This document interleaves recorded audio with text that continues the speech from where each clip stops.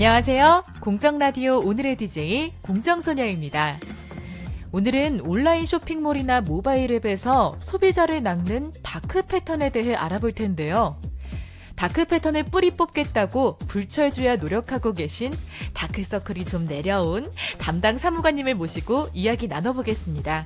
안녕하세요, 사무관님. 네, 안녕하십니까. 소비자거래정책과 우병훈 사무관입니다. 지난 4월 말에 온라인 다크 패턴으로부터 소비자 보호를 위한 정책 방향을 발표하셨는데요. 온라인 다크 패턴이라는 개념이 생소합니다. 무엇을 뜻하는 말일까요? 온라인 다크 패턴이란 소비자에게 보여지는 화면 인터페이스의 작은 조작을 통해 소비자의 착각, 실수 등을 유도하는 신종 눈속임 상수를 의미합니다. 이렇게 말씀드리면 잘 와닿지 않으시겠지만 실제 사례를 말씀드리면 평소에 많이 겪어보셨을 것이라고 생각합니다.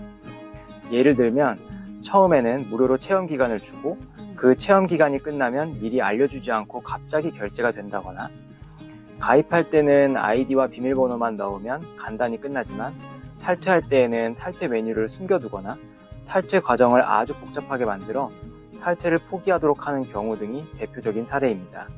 이런 경험을 하게 되면 소비자는 낚였다라고 생각하게 되겠죠. 소비자가 착각이나 실수를 하게 만드는 것이군요. 사업자가 소비자를 혼란에 빠뜨리는 방법은 엄청 다양할 것 같은데요. 이번 발표된 정책에서 그런 방법들이 모두 포함되었나요?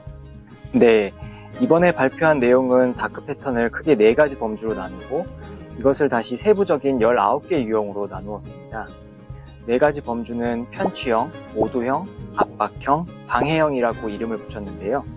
말 그대로 소비자로부터 금전적인 이득을 편취하거나 소비자가 착각하도록 만들거나 소비자가 원치 않는 결정을 하도록 압박하거나 소비자의 결정을 방해하는 행위들을 의미합니다.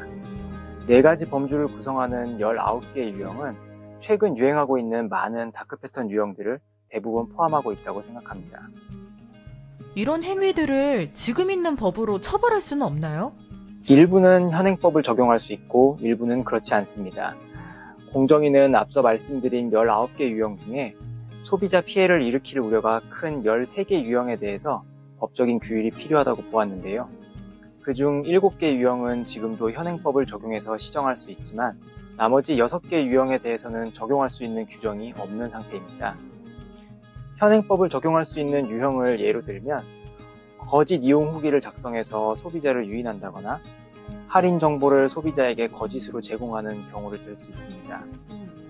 현행법을 적용할 수 없는 경우로는 계약 취소를 할 수 있는 메뉴에 접근을 어렵게 해서 소비자가 이를 포기하게 만들거나 소비자가 특정한 메뉴만 선택할 수 있는 것처럼 화면을 설계 또는 조작해서 보여주는 경우가 있습니다. 공정위는 지난 4월 21일 당정협의회를 거쳐 법적 근거가 미비한 6개 유형에 대해 전자상거래법 개정을 추진하기로 했습니다. 그렇군요.